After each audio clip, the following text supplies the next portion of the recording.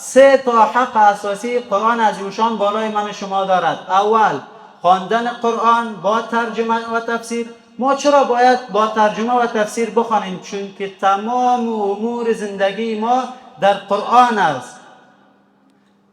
چون همین قرآن است که به ما و شما بشارت جنت را میدهد. و بشر الذین آمنوا و عملوا الصالحات ان لهم جنات تجری من تحتها الانهار.